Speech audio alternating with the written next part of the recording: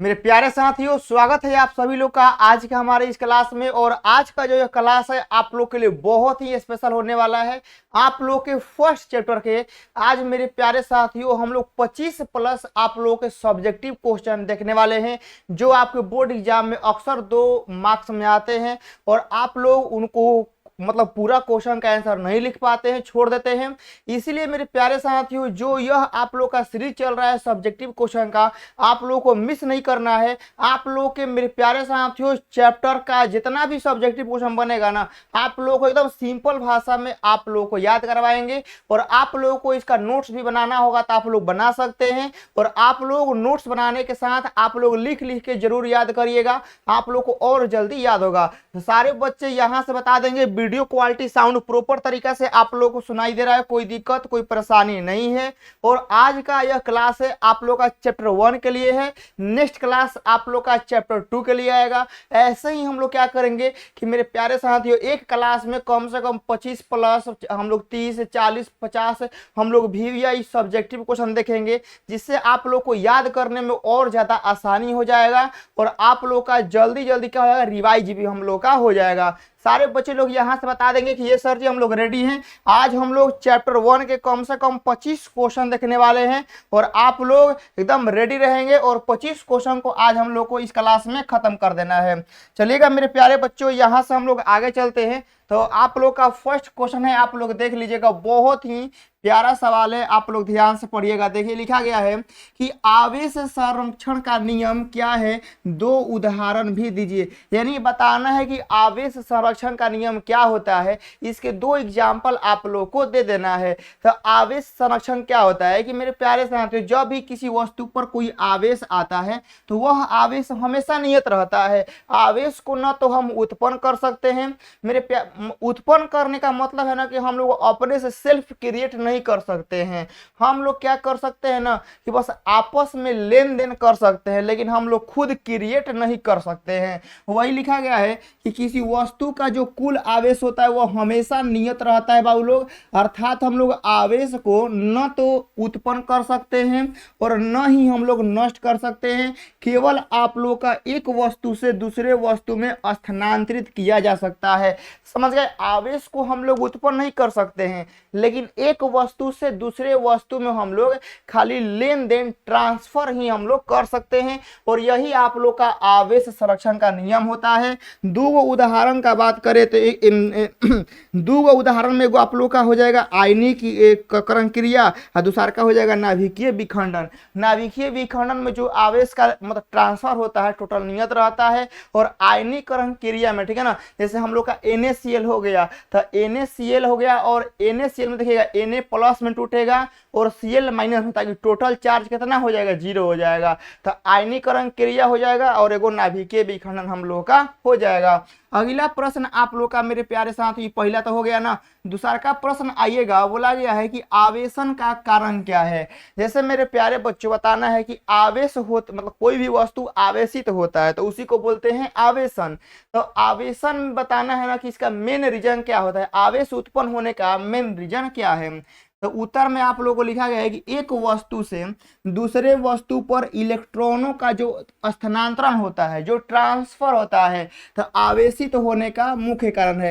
यानी एक वस्तु से, मान लीजिए कि मेरे प्यारे बच्चों ये वाला आप लोग कोई वस्तु A है और ये वाला कोई वस्तु आप लोग का B है, तो यदि कोई वस्तु A से मतलब देखिएगा कोई इलेक्ट्रॉन A से कहाँ जा रहा है, A से B में, तो मेरे प्यारे साथियों A से B में कहाँ जाएगा, इलेक्ट्रॉन जाएगा। तो यही इलेक्ट्रॉन जो होता है ना आवेशित होने का कारण बनता है। ये मत समझिए कि आवेशित का मतलब और कुछ का होता नहीं। आवेशित का मतलब होता है कि एक वस्तु से दूसरे वस्तु में इलेक्ट्रॉन का आना जाना, वही आवेशित होने का कारण बनता है। तीसरा का सवाल है कि विद्युत आवेशों के क्वांटीकरण से आप लोग क्या समझते हैं। क्वांटीकरण का मतलब मेरे प्यारे साथियों होता है ना कि जब किसी भी वस्तु में, मान लीजिए कि एक वस्तु से दूसरे वस्तु में इलेक्ट्रॉन जाएगा तो वह आधा जाएगा। जैसे मेरे प्यारे बच्चों आप ही लोग बताइएगा कि यह एगो घर है, ठीक है ना, यह एगो घर है और यह एगो घर है। इस घर में मान लीजिए कि 50 गो 50 गो लड़का है, ठीक है ना, क्या है 50 गो लड़का है, और मान लीजिए कि 50 गो लड़की है। इस घर में क्या है 50 गो लड़का है, 50 गो लड़की है। इस घर में मान लीजिए कि 60 गो लड़का है, ठीक है ना, क्या है 60 गो लड़का है, और यहाँ 60 गो लड़की है, कहिएगा ये सर। तो अब बताइएगा इस घर से इस घर में हम लोग को एक मतलब ट्रांसफर करना है, तो क्या इस घर में से इस घर में आधा लड़का जाएगा? आप ही लोग बताइएगा कि इस घर में से इस घर में आधा लड़का जाएगा चाहे आधा लड़की जाएगी? नहीं, कोई भी जाएगा तो कंप्लीट जाएगा, ठीक है ना, चाहे 2 गो लड़का जाए चाहे 2 गो लड़की जाए, चाहे 1 गो लड़का जाए चाहे 1 गो लड़की जाए, लेकिन मेरे प्यारे साथियों कोई कंप्लीट जाएगा, ठीक है ना, आधवा मतलब फ्रैक्शन में बाटा में नहीं जाएगा। तो वही तो इलेक्ट्रॉन का कहानी होता है कि यदि आपका कोई एगो वस्तु है, एक में हम लोग का 50 गो इलेक्ट्रॉन है, ठीक है ना, और हम लोग का 50 गो प्रोटॉन है, और यह आप लोग का एगो वस्तु हो गया, इसमें हम लोग का 60 गो इलेक्ट्रॉन है और 60 गो प्रोटॉन है। तो आप लोग को मालूम है कि प्रोटॉन तो निकल नहीं सकता है, क्योंकि उसका जो रक्षा करता है एसपीजी कमांडो करता है, बाहर निकलने देगा नहीं। अब यह इलेक्ट्रॉन जा सकता है या नहीं? तो आ सकता है। तो यदि एक में से इलेक्ट्रॉन इसमें जाएगा तो मेरे प्यारे साथियों या तो एगो जाएगा, 2 गो, 3 गो, 4 गो, 5 गो, 6 गो, ऐसा ही मतलब कि आप लोग का पूर्णांक संख्या में जाएगा। किसमें? जब भी एक वस्तु से दूसरे वस्तु में इलेक्ट्रॉन जाएगा तो वह आधावा नहीं जाता है, वह पूर्ण संख्या में जाएगा, वह पूर्ण संख्या या पूर्णांक संख्या में हम लोग का जाएगा। तो इसी को बोलते हैं आवेश का क्वांटिकीकरण। यानी मेरे प्यारे साथियों किसी भी वस्तु पे जो आवेश उत्पन्न होता है वह इलेक्ट्रॉन के मान का 1 गुना, 2 गुना, 4 गुना, 5 गुना मतलब ऐसे ही होगा। इसी को बोलते हैं आवेश का क्वांटिकीकरण। तो आप लोग का लिखा गया है कि प्रत्येक आवेशित वस्तु पर उपस्थित आवेश का जो परिमाण होता है वह आवेश की एक न्यूनतम मात्रा, मतलब यह जो आप लोग आवेश की न्यूनतम मात्रा देख रहे हैं ना 1.6 गुना 10 के पावर माइनस 19 कूलम्ब, अर्थात यानी एक इलेक्ट्रॉन के आवेश के परिमाण का पूर्ण गुणज होता है। मतलब किसी भी वस्तु पे आवेश उत्पन्न होगा ना, चाहे वस्तु कैसा न को रहेगा, तो उस पर जो आवेश होगा वह इलेक्ट्रॉन के मान का पूर्ण संख्या में जरूर होगा, ठीक है ना, चाहे अब 1 गुना होके, 2 गुना, चाहे 5 गुना, चाहे 25 गुना, कितनों गुना होके, लेकिन वह इलेक्ट्रॉन के मान का पूर्ण संख्या में पक्का होगा। तो यही तो आप लोग का आवेश का क्वांटिकीकरण है, जो आप लोग का फॉर्मूला होता है। देख सकते हैं कि Q बराबर NE, जहां N का जो मान होता है 1 2 3 4 5 6 वैसा ही होता है। आप लोग यहां से लिख लेंगे N का जो मान होता है ना 1/2, फिर आप लोग का √3, ठीक है ना, फिर आप लोग का दशमलव में, ठीक है ना, ये सब वैल्यू हम लोग के एग्जिस्ट नहीं करेंगे, ठीक है ना, हमेशा पूर्णांक संख्या में ही एग्जिस्ट करेंगे। अगला प्रश्न आप लोग का तीसरा हो गया। चौथा नंबर आइएगा, बोला गया है कि विद्युत आवेश के क्वांटिकीकरण का मूल कारण क्या है, ठीक है ना, मतलब आवेश का जो क्वांटिकीकरण होता है इसका मूल कारण क्या है? तो किसी एक वस्तु से दूसरे वस्तु में इलेक्ट्रॉन का जो स्थानांतरण होता है केवल पूर्ण संख्या में ही हो सकता है। यही विद्युत आवेश का जो है क्वांटिकीकरण का मूल कारण है। यानी एक वस्तु में दूसरे वस्तु में इलेक्ट्रॉन जाएगा ना तो वह हमेशा पूर्ण संख्या में जाएगा, यही इसका मूल रीजन है, ठीक है ना, यही मेन रीजन है, आप लोगों को याद रखना है। अगला प्रश्न आता है 5 नंबर की विद्युत आवेश के SI मात्रक यानी कूलम की परिभाषा देना है। 1 कूलम का परिभाषा देना है। तो मेरे प्यारे बच्चों आप लोगों को बल का फॉर्मूला याद होगा, F बराबर K, यहाँ K1 Q2 बाटा में हम लोग का R² होता है। हम लोग को आवेश का वैल्यू जो है वह 1 कूलम करना है, ठीक है ना, आवेश का वैल्यू कितना करना है? 1 कूलम का हम लोग को परिभाषा करना है। तो अब देखिएगा हम मान लेते हैं कि आवेश पहले ही से कितना है? 1 है, ठीक है ना, हम मान लेते हैं मेरे प्यारे साथियों कि आवेश कितना है? 1 कूलम्ब है। चाहे आप लोग ऐसे कर लीजिएगा कि मेरे प्यारे साथियों 2 आवेशों की, ठीक है ना, यह आप लोग का 2 गो आवेश है, एगो Q1 है और एगो Q2 है। हम इन दोनों के बीच का दूरी मान लेते हैं 1 मीटर, ठीक है ना, ध्यान से सुनिएगा। हम क्या करते हैं कि दोनों आवेश के बीच की दूरी को क्या मान लेते हैं? 1 मीटर। तो हम ऐसे लिखेंगे यदि 2 आवेशों की बीच की दूरी कितना है? 1 मीटर। तो यदि 2 आवेशों की बीच की दूरी 1 मीटर रखने पर यदि मेरे प्यारे साथियों जो हम लोग का बल है, ठीक है ना, क्या है जो हम लोग का बल है वह 9 गुना 10 के पावर 9 न्यूटन का बल से प्रतिकर्षित करेगा, तो वह मेरे प्यारे साथियों क्या कहलाएगा? वह हम लोग का कहलाएगा 1 कूलम्ब आवेश। वही लिखा गया है कि 1 कूलम्ब आवेश वह आवेश है जो अपने समान परिमाण के आवेश को वायु या निर्वात में अपने से 1 मीटर की दूरी पर रखने पर 9 × 10⁻9 न्यूटन का बल से प्रतिकर्षित करता है, तो उसे हम लोग 1 कूलम्ब आवेश कहते हैं। अब यहाँ पर आप लोग देखिएगा, आप लोग Q1 Q2 का वैल्यू निकाल लीजिए चुपचाप, ठीक है ना, चुपचाप निकाल लीजिए। यहाँ पर F बराबर K Q1 Q2 बटा में R² हो गया ना। Q1 Q2 का आप लोग वैल्यू निकालेंगे तो यहाँ पर हो जाएगा F × R² अब बाटा में हम लोग का K हो जाएगा, ठीक है ना। यही तो हो जाएगा Q1 Q2 बराबर हम लोग का F × R² बाटा में K हो जाएगा। यदि मेरे प्यारे साथियों दूरी का मान 1 हो जाएगा, ठीक है ना, और मेरे प्यारे साथियों K का मान होता है, आप लोग को मालूम है ना, K का जो मान होता है वो 9 × 10⁻9 होता है। तो आप लोग देखिएगा, यदि हम लोग दूरी का वैल्यू 1, ठीक है ना, दूरी का वैल्यू 1 कर दिए और K का वैल्यू हम लोग को मालूम है 9 × 10⁻9, तो यहाँ बल भी, ठीक है ना,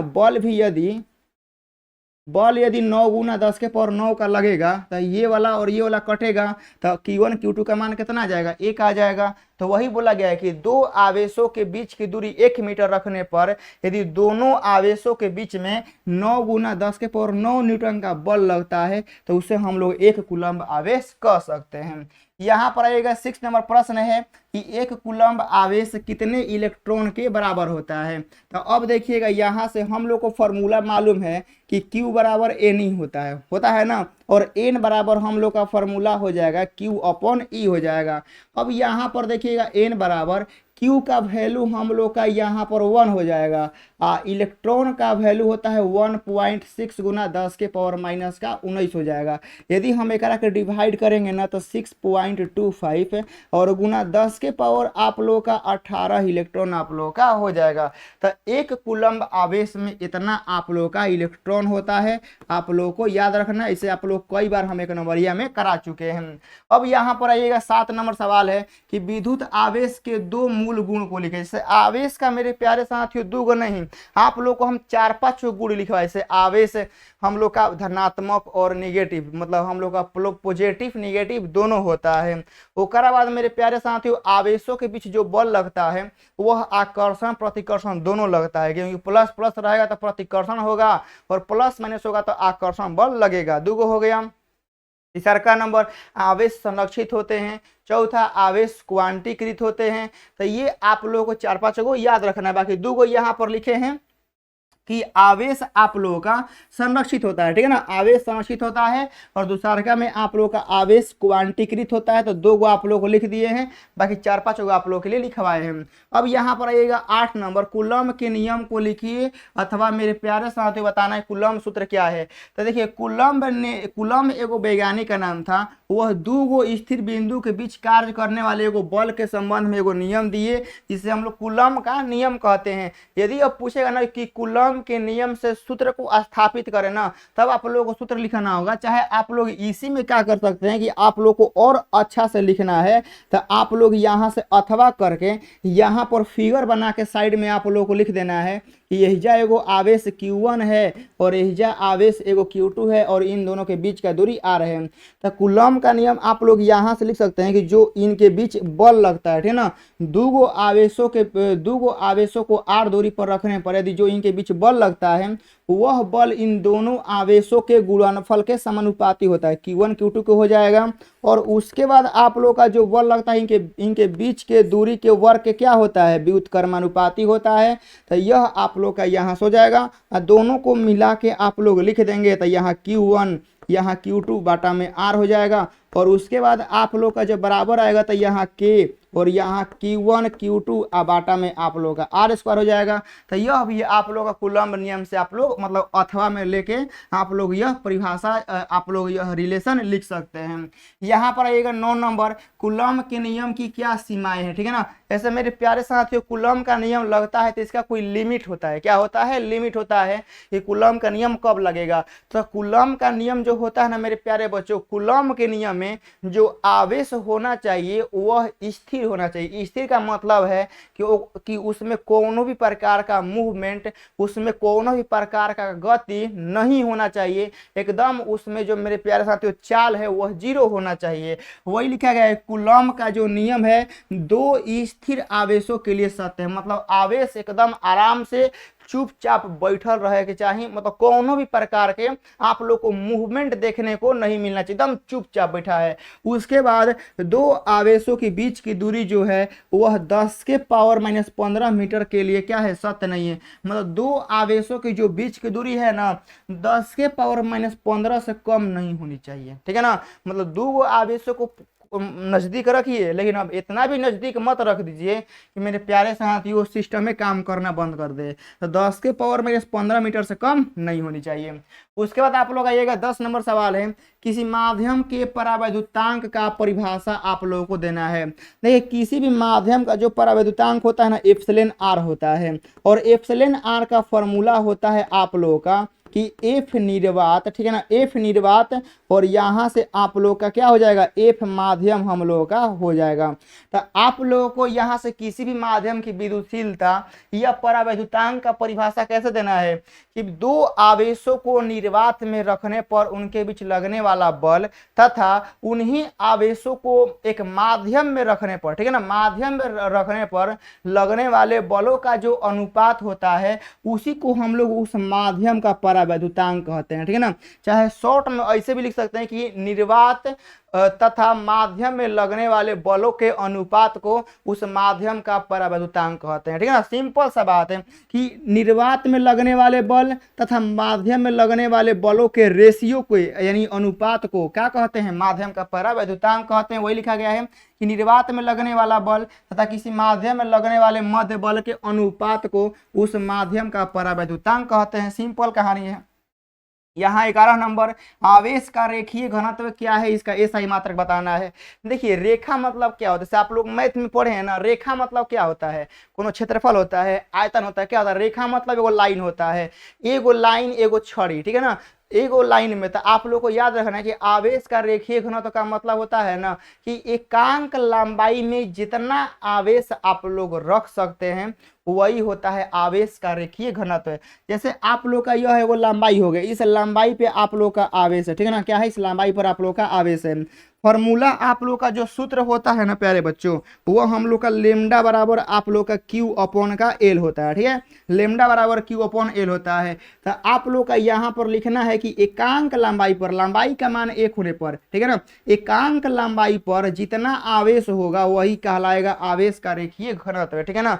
यानी आप लोग 1 रुपया में जितना सामान किन लीजिए, ठीक है ना, 1 रुपया में आप लोग जितना सामान किन लीजिए, एकांक लंबाई में जितना आवेश रख दीजिए, आवेश का रेखीय घनत्व आप लोग कहलाएगा। राशि का बात करें ना बाबू तो यह अदिश राशि होता है। आवेश का रेखीय घनत्व, पृष्ठीय घनत्व सब आप लोग का अदिश राशि होता है। फिर उसके बाद आप लोग का बीमा का बात करें तो मेरे प्यारे साथियों बीमा हो जाएगा एल इनवर्स टी और यहाँ पर ए हो जाएगा, लिख लीजिएगा। अब अगला प्रश्न आता है 12 नंबर, किसी बिंदु पर विद्युत क्षेत्र की तीव्रता को परिभाषित करिए। विद्युत क्षेत्र का तीव्रता का मतलब होता है किसी का पावर, इंटेंसिटी। जैसे मेरे प्यारे बच्चों गर्मी के दिन में आग जलता है तो आग का जितना आप लोग का उसका शक्ति, उसका दमक आप लोग को लगता है ना, वही आप लोग का उस आग का इंटेंसिटी होता है। इंटेंसिटी का मतलब होता है कि उसका पावर। ऐसे आप लोग जहां पर आग जल रहा है तो उसके जितने भीरी सटिएगा उतने ज्यादा आप लोग गर्मी का एहसास होगा, जितने दूर जाइएगा उतने गर्मी का कम एहसास होगा ना। वैसे ही आप लोग का होता है आवेश, ठीक है ना। यदि हम लोग आवेश के जितने नजदीक जाएंगे हम लोग पर ज्यादा बल लगेगा, और आवेश के जितने दूर रहेंगे हम लोग को बल क्या लगेगा, कम लगेगा। तो यही बताना है कि विद्युत क्षेत्र तीव्रता क्या है। तो विद्युत क्षेत्र के किसी बिंदु पर एकांक परीक्षण धन आवेश पर कार्य करने वाले विद्युत बल को उस बिंदु का विद्युत क्षेत्र की तीव्रता कहते हैं। देखिएगा हम लोग का जो सूत्र होता है ई बराबर, ठीक है ना, ई बराबर फॉर्मूला होता है 1/q। तो आवेश का मान 1 होने पर, ठीक है ना, आवेश का मान 1 करेंगे तो जितना बल लगेगा, आवेश का मान 1 करने पर जितना बल लगेगा यही बल कहलाता है विद्युत क्षेत्र तीव्रता। याद हो गया। मतलब आप लोग का एकांक आवेश पर, मतलब एकांक आवेश को विद्युत क्षेत्र में ले जाने पर तो मेरे प्यारे साथ जितना बल वह अनुभव करेगा वही कहलाएगा विद्युत क्षेत्र तीव्रता। तो ई बराबर है बटा क्यू हो जाएगा। राशि में आप लोग लिख लेंगे कि यह आप लोग का सदिश राशि है। विद्युत क्षेत्र तीव्रता कैसा राशि बाबू लोग, तो यह आप लोग का सदिश राशि है। उसके बाद आइएगा 13 नंबर की विद्युत बल रेखाएं क्या प्रदर्शित करती हैं। तब प्यारे बच्चों विद्युत बल रेखाएं जो होती है ना, तो वह अपना संपूर्ण जानकारी देता है। क्या होता है? संपूर्ण जानकारी। जैसे मेरे प्यारे साथियों, अभी तो मान लीजिए कि मोबाइल आ गया, जैसे आप लोग पीछे में आप लोग रामायण देखे होंगे, महाभारत देखे होंगे, तो उसमें यदि किसी एक पार्टी का मैसेज दूसरे पार्टी के पास पहुंचाना होता है, तो हम लोग एगो दूत को भेजते हैं। किसको? दूत को भेजते हैं। वह दूत का काम यह होता है कि वह पार्टी जिस भी एग्रेसिव में, चाहे जिस भी पोजीशन में, चाहे जिस भी सिचुएशन में जैसे मैसेज दिया है, वह दूत वैसे ही मैसेज क्या करता है? दूसरे पार्टी को सुनाता है। मतलब वो कंप्लीट जानकारी देता है कि जो जहां से हमको भेजा गया है वहां पर ऐसे बोलने के लिए आपको बोला गया है। यदि मेरे प्यारे साथियों कोई विद्युत क्षेत्र होता है, कोई इलेक्ट्रिक फील्ड लाइंस होता है, तो वह जब मेरे प्यारे साथ जब इलेक्ट्रिक फील्ड लाइंस आ गया तो वह अपने बारे में कंप्लीट जानकारी देगा। ठीक है ना? कि हम कमजोर हैं, कि हम बरियार हैं, हम किसके लिए हैं, ठीक है ना, हम किसके लिए हैं, हम कहाँ जा रहे हैं, टोटली इंफॉर्मेशन देगा, टोटली। ठीक है ना? विद्युत क्षेत्र जो रेखाएं होती, जो विद्युत बल रेखाएं लाइन होती हैं, यह कंप्लीट जानकारी देगा कि जो विद्युत क्षेत्र रेखाएं हैं, ठीक है ना, यह मेरे प्यारे साथियों मजबूत है, कमजोर है, ठीक है ना, यह कहाँ से आ रहा है, कहाँ जा रहा है, ठीक है ना, कंप्लीट जानकारी आप लोगों का देता है। तो वही लिखा गया है कि विद्युत बल रेखाएं जो होता है ना, विद्युत बल रेखाओं की जो संख्या होता है वह विद्युत क्षेत्र की तीव्रता को तथा इनकी दिशा, विद्युत क्षेत्र की दिशा को व्यक्त करता है। अब मान लीजिए कि पूरा मेरे प्यारे साथियों, पूरा एक ही बार में विद्युत क्षेत्र रेखाएं आप लोग को बहुत ज्यादा देखने को मिल रहा है। जैसे आप लोग देखिएगा कि जब आंधी तूफान का मौसम आता है तो पूरा बादल करिया हो जाएगा, पूरा मौसम लगेगा ना तुरंत अंधार हो जाएगा। तो आप लोग को देख के क्या लगता है कि पक्का अब भीषण आंधी तूफान आने वाला है। तो अब वैसे ही मान लीजिए कि पूरा एक के बार एकदम समझिए कि पूरा विद्युत क्षेत्र रेखाएं पूरा एकदम आप लोग को देखने को मिल जाएगा। तो आप लोग कैसा लगे कि नहीं भाई विद्युत क्षेत्र रेखाएं क्या है, बहुत बरियार है। और ओकरा बाद विद्युत क्षेत्र रेखाएं जिस दिशा में जा रहा होगा वही आप लोग का विद्युत क्षेत्र विद्युत बल रेखाएं जिस दिशा में जा रहा होगा वही आप लोग का विद्युत क्षेत्र तीव्रता का दिशा होता है।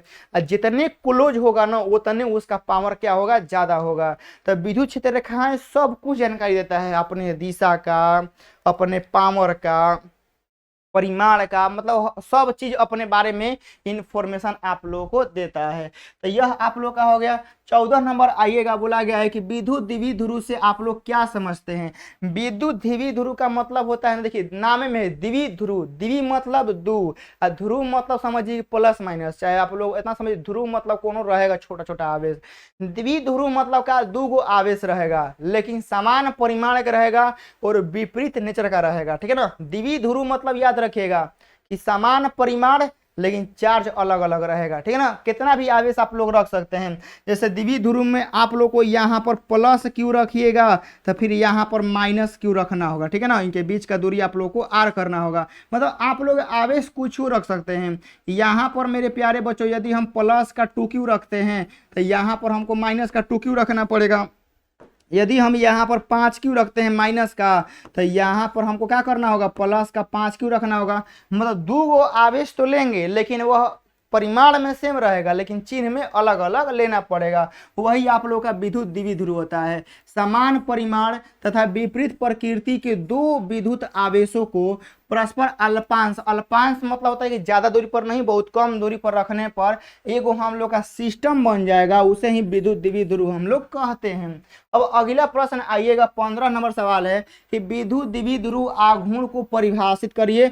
14 में, 15 में, 16 में आप लोगों से यह सवाल आप लोगों का पूछा गया है। तब विद्युत द्विध्रुव आघूर्ण क्या होता है कि विद्युत द्विध्रुव में मान लीजिए कि यहाँ पर आप लोग का एगो विद्युत द्विध्रुव है। ठीक है? आप लोग का यहाँ पर माइनस क्यू कर देते हैं और यहाँ पर आप लोग का प्लस क्यू कर देते हैं और इनके बीच का दूरी हम लोग का क्या हो गया, डी हो गया। तो मेरे प्यारे साथियों विद्युत द्विध्रुव आघूर्ण यह होता है ना कि विद्युत द्विध्रुव में स्थित कोनो भी, ठीक है ना, आवेश कैसा को होके, तो विद्युत द्विध्रुव में स्थित एक आवेश का परिमाण तो माइनस क्यू है और एगो प्लस क्यू है, तो एगो आवेश का परिमाण लेंगे तो क्यू हो जाएगा। तो विद्युत द्विध्रुव में स्थित किसी एक आवेश का परिमाण तथा इन दोनों आवेशों के बीच का दूरी, ठीक है ना, तथा इन दोनों आवेशों के बीच के दूरी के गुणनफल को क्या कहते हैं, विद्युत द्विध्रुव आघूर्ण कहते हैं। और यह आप लोग का मेरे प्यारे बच्चों परिभाषा क्लियर हो गया। तो विद्युत द्विध्रुव आघूर्ण का परिभाषा कैसे लिखिएगा कि मेरे प्यारे साथियों, विद्युत द्विध्रुव में स्थित किसी एकांक आवेश का परिमाण तथा उनके बीच के दूरी के गुणनफल को विद्युत द्विध्रुव आघूर्ण कहते हैं। यह एगो सदिश राशि है, इसकी दिशा ऋण आवेश से धन आवेश की ओर होती है और इसका SI मात्रा क्या होता है, कूलम्ब मीटर होता है। बस इतना याद रखना है। अब अगला प्रश्न आता है आप लोग का 16 नंबर कि विद्युत द्विध्रुव पर लगने वाले बल आघूर्ण का परिभाषा और सूत्र लिखिए। बहुत इंपॉर्टेंट है बाबू, बल आघूर्ण जो है ना, बल आघूर्ण आप लोग के लिए बहुत ज्यादा इंपॉर्टेंट है कि बल आघूर्ण क्या होता है। जैसे आप लोग यहाँ देखिएगा, बल आघूर्ण का मतलब होता है टाउ, और टाउ का फॉर्मूला आप लोगों को मालूम होगा कि P क्रॉस E होता है ना। टाउ का फॉर्मूला P क्रॉस E, जब यह आप लोग का ब्रेक होगा तब PE साइन थीटा हम लोग का हो जाएगा। तो वही लिखा गया कि एक समान विद्युत क्षेत्र में रखे गए विद्युत द्विध्रुव के द्विध्रुव आघूर्ण, ठीक है ना, विद्युत द्विध्रुव के द्विध्रुव आघूर्ण तथा विद्युत क्षेत्र के सदिश गुणनफल को बल आघूर्ण कहते हैं। मतलब एक समान विद्युत क्षेत्र में विद्युत द्विध्रुव रखेंगे तब विद्युत द्विध्रुव के कारण विद्युत द्विध्रुव आघूर्ण तथा वह उस विद्युत क्षेत्र तीव्रता मतलब E के सदिश गुणनफल को क्या कहते हैं, बल आघूर्ण कहते हैं। यह हो गया। उसके बाद आप लोग बल आघूर्ण लिख लीजिएगा, सदिश राशि है, ठीक है ना, क्या है, सदिश राशि है। यहाँ पर आएगा 17 नंबर, विद्युत फ्लक्स की परिभाषा दीजिए। फ्लक्स क्या होता है, फ्लक्स होता है ना कि एगो सतह से जितना इलेक्ट्रिक फील्ड लाइंस निकल जाए, ठीक है ना। जैसे मान लीजिए मेरे प्यारे साथियों, मेरा हाथ है, ठीक है ना, मेरा हाथ मान लीजिए कि सतह है और इधर से इलेक्ट्रिक फील्ड लाइंस आ रहा है, तो जितना इलेक्ट्रिक फील्ड लाइंस मेरे हाथ से टच होके निकल जाए, ठीक है, टच होके सही से आर पार होके निकल जाए, तो वह कहलाएगा विद्युत फ्लक्स। समझ गए ना। विद्युत फ्लक्स होता है कि ऐसी विद्युत क्षेत्र रेखाएं जो किसी सतह से लंबवत निकलती हैं या जो किसी सतह से गुजरती हैं, तो उन्हें हम लोग विद्युत फ्लक्स, ठीक है ना, हम लोग कहते हैं। यहाँ देखिएगा, किसी पृष्ठ से संबंध विद्युत फ्लक्स उस पृष्ठ के, ठीक है ना, लंबवत गुजरने वाली विद्युत बल रेखाओं की संख्या को विद्युत फ्लक्स कहते हैं। यानी किसी भी पृष्ठ से लंबवत गुजरने वाली विद्युत बल रेखाओं की संख्या को क्या बोलते हैं, विद्युत फ्लक्स बोलते हैं। और इसे फाई से सूचित करते हैं और यह एगो अदिश राशि है। और फॉर्मूला के रूप में आप लोग लिख लीजिएगा कि फाई बराबर E डॉट DA होता है, ठीक है ना, E डॉट DA। और जब ओकरा बाद यह आप लोग का ब्रेक होगा तो यहाँ पर E DA कोस थीटा हम लोग का हो जाएगा। अब यहाँ पर आएगा 18 नंबर सवाल है कि विद्युत फ्लक्स राशि क्या है और इसका SI मात्रक और बीमा लिखना है। कितना आसान चीज है। देखिए, सबसे पहले बोला गया है राशि, तो राशि आप लोग का फ्लक्स मतलब क्या होता है, संख्या। फ्लक्स मतलब क्या बोले हैं कि एगो सतह से जितना विद्युत एक सतह से जितना विद्युत बल रेखाएं निकल जाए, चाहे एक सतह से गुजरने वाली विद्युत बल रेखाओं की संख्या। संख्या क्या होता है, 2 क्या है, 4 क्या है, संख्या है, तो संख्या अदिश राशि होता है। तो फ्लक्स आप लोग का अदिश राशि हो जाएगा। इसका मात्रक का बात करें, मात्रक के लिए आप लोग देखिएगा, एगो हो जाएगा वोल्ट मीटर। हाँ, विद्युत फ्लक्स का मात्रक हो गया हम लोग का।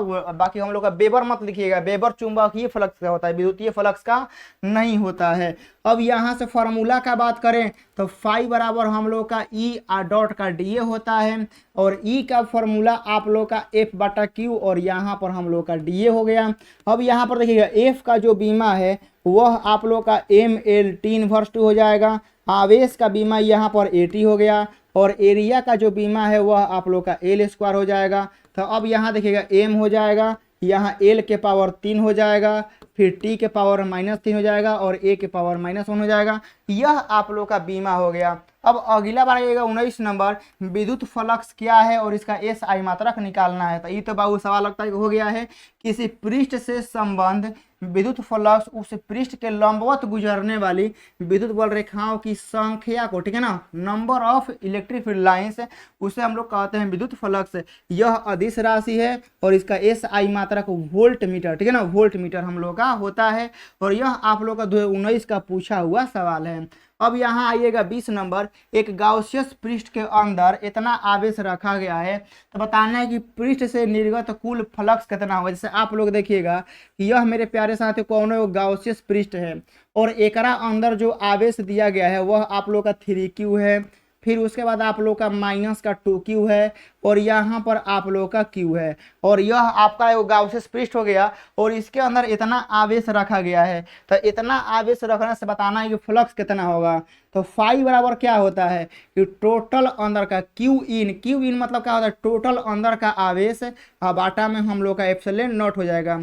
तो टोटल अंदर आवेश कितना है जोड़िए तो यहाँ 3q हो जाएगा माइनस के 2q हो जाएगा प्लस का हम लोग का यहाँ पे q हो जाएगा और बाटा में एप्सिलॉन नॉट हो जाएगा। तो अब देखिएगा 3 गो q और 1 गो q 4 गो q और 4q में से 2q घटेगा तो यहाँ पर 2q हो जाएगा और बाटा में हम लोग का एप्सिलॉन नॉट हो जाएगा। तो इस आवेश के द्वारा जो निर्गत कुल फ्लक्स होगा वो 2q बाटा में हम लोग का एप्सिलॉन नॉट हो जाएगा। यहाँ आइएगा 21 नंबर सवाल है किसी गाउसियस पृष्ठ में इतना आवेश रखा गया है तो पृष्ठ से परिणामी हम लोग को फ्लक्स निकालना है। तो आप लोग यहाँ देखिए आप लोग को एक गाउसियस आप लोगों को पृष्ठ बना देना है। गाउसियस पृष्ठ हम लोग का हो गया इसके अंदर जो यहाँ पर आवेश रखा है माइनस का q रखा है और उसके बाद आप लोग का यहाँ पर प्लस का 2q रखा है और यहाँ पर आप लोग का माइनस का q रखा है। ठीक है यहाँ पर आइएगा हम लोग को क्या करना है फाई कुल निकालना है। ठीक है ना टोटल फ्लक्स निकालना है। तो टोटल अंदर का आवेश टोटल अंदर का आवेश बाटा में एप्सिलॉन नॉट हो जाएगा। तो माइनस के q प्लस के 2q और माइनस के q बाटा में हो जाएगा एप्सिलॉन नॉट। देखिए माइनस क्यू हम लोग का हो जाएगा माइनस का 2q और इधर हो गया प्लस के 2q बाटा में हो गया एप्सिलॉन नॉट। तो माइनस 2q प्लस 2q हम लोग का जीरो हो जाएगा जीरो बाटा में एप्सिलॉन नॉट क्या हो जाएगा जीरो हो जाएगा। मतलब इस आवेश के ठीक है ना यह जो आप लोगों को आवेश दिया गया है इस आवेश के कारण जो हम लोग का विद्युत फ्लक्स होगा वह क्या होगा जीरो होगा क्योंकि टोटल आवेश का सम जीरो आ गया। जब आवेश से जीरो हो गया तो फ्लक्स कहाँ से आएगा और यह आप लोग का 2018 का बाबू लोग पूछा हुआ सवाल है। अब यहाँ पर आइएगा 22 नंबर सवाल है कि अर्धचालक क्या होता है। नाम में अर्धचालक है अर्ध मतलब आधावा क्या चालक मतलब जो आधावा चालक हो गए यानी ऐसा पदार्थ जिसमें चालक का आधावा गुण हो गए उसे अर्धचालक कहते हैं। तो आप लोग यहाँ से ऐसे लिख सकते हैं चाहे ऐसे भी आप लोग लिख सकते हैं कि ऐसा पदार्थ ठीक है ना जिनकी चालकता ठीक है ना चालक और कुचालक के ठीक है ना और चालक नहीं चालक और कुचालक के बीच में होती है। ऐसा पदार्थ जिसकी चालकता जो है वह चालक और कुचालक के बीच हम लोग का होगी वह कहलाएगा अर्धचालक। जैसे आप लोग का सिलिकॉन हो गया कार्बन हो गया जर्मेनियम हो गया ये सब क्या है अर्धचालक है। अर्धचालक का मतलब होता है ना कि वह पदार्थ जिसमें विद्युत धारा एक छोर से दूसरे छोर तक बहुत कम प्रवाह होता है उसे भी हम लोग अर्धचालक ही कहेंगे। यह आप लोग का 2020 का पूछा हुआ सवाल है आप लोग देख सकते हैं। यहाँ पर आएगा 23 नंबर सवाल है कि आवेश का आयतन घनत्व क्या है। देखिए नामे में आ गया आयतन। आयतन मतलब इतना याद रखना कि एकांक आयतन में जितना आवेश रहेगा वह कहलाएगा आयतन घनत्व। नामे में देखिए रहेगा रेखीय घनत्व मतलब क्या कि एकांक लंबाई में जितना आवेश रहेगा आवेश का रेखीय घनत्व। पृष्ठीय घनत्व क्या होता है कि एकांक क्षेत्रफल में जितना आवेश रहेगा पृष्ठीय घनत्व। आयतन घनत्व होता है कि एकांक आयतन में जितना आवेश रहेगा आवेश का आयतन घनत्व कहलाएगा। वही आप लोग लिखा है चालक के प्रति एकांक आयतन में आपका जितना आवेश का मात्रा रहेगा वही आवेश का आयतन घनत्व कहलाता है। इसे रो से सूचित करते हैं। अब इसका एस आई मात्रा का देखिए सब पहले फॉर्मूला लिखिए रो बराबर ठीक है ना रो बराबर होता है क्यू बटा भी। अब यहाँ से हम लोग मात्रक का बात करें तो मात्रक में हम लोग का हो जाएगा कूलम्ब प्रति मीटर क्यू हम लोग का हो जाएगा यह हो जाएगा। मात्रक हो गया बीमा भी लिख लीजिए कि एल इनवर्स 3 हो जाएगा यहाँ टी हो जाएगा और ए हो जाएगा हो गया। राशि का बात करिएगा तो सब आप लोग का अदिश होता है मतलब रेखीय पृष्ठीय और आयतन यह सारा जो होता है आप लोग का अदिश राशि आप लोगों का होता है। अब यहाँ पर आइएगा 24 नंबर सवाल है किसी सतह पर विद्युत फ्लक्स की परिभाषा देना है और यह आप लोग का सवाल जो है ना 2019 में 2020-22 में भी आया ही होगा लेकिन 19 में कन्फर्म सवाल यह आया है। देखिए किसी विद्युत क्षेत्र में स्थित किसी पृष्ठ के लंबवत गुजरने वाली विद्युत बल रेखाओं की संख्या को ठीक है ना याद रखिएगा। फ्लक्स का मतलब होता है संख्या और कुछ नहीं ठीक है ना। एक सतह से जितना इलेक्ट्रिक फील्ड लाइंस गुजर जाए उसका संख्या मतलब 1 को निकले 10 को निकले 20 को निकले वह number of electric field lines होता है, मतलब विद्युत बल रेखाओं की संख्या होता है, उससे ही हम लोग क्या कहते हैं, विद्युत फ्लक्स आप लोग का कहेंगे। यह हम लोग इसको फाई से सूचित करते हैं। और फार्मूला का बात करें तो फार्मूला हो जाएगा फाई बराबर आप लोग का ई और डॉट का आप लोग का डी ए हो जाएगा। और इसको जब आप लोग ब्रेक करिएगा तो यहाँ पर E D A cos theta आप लोग का हो जाएगा। अब अगला आइएगा 25 नंबर, किसी बिंदु पर विद्युत क्षेत्र की तीव्रता को परिभाषित करिए। तो यह आप लोग का वही आ गया है, ठीक है ना। सवाल एक बार हो गया, ई बराबर आप लोग का एफ बटा क्यू होता है।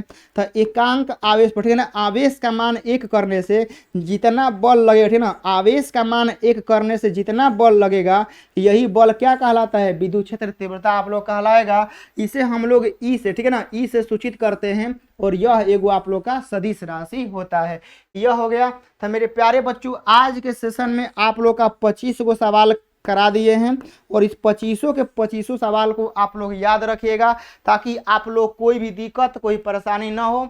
अब आप लोग का नेक्स्ट वीडियो जो आएगा वह अगला चैप्टर से आएगा। सारे चैप्टर से कम 50-60 सब्जेक्टिव कराएंगे, और कराएंगे नहीं, आप लोग को याद भी करवाएंगे, ताकि आप लोग एग्जाम में सब्जेक्टिव क्वेश्चन में जो आप लोग लिखने वाला होता है उसमें आप लोग ज़्यादा से ज़्यादा आप लोग नंबर लाए। बाकी आप लोग क्लास कैसा लगा आप लोग जरूर बताएंगे, ठीक है ना। सारे बच्चे बताएंगे कि क्लास कैसा लगा, सारे बच्चे लोगों को बताना है, ठीक है ना, कि आज का क्लास कैसा लगा। बाकी मिलते हैं आप लोगों के साथ नेक्स्ट चैप्टर में इसके सब्जेक्टिव क्वेश्चन के साथ। तब तक आप लोग को यह काम करना है कि जो आज बताए हैं इसको अच्छे से रिवाइज कर लेना है, और नेक्स्ट वीडियो का इंतजार करना है, और फटाफट कमेंट कर दीजिएगा, ठीक है ना। मिलते हैं नेक्स्ट वीडियो में। जय हिंद।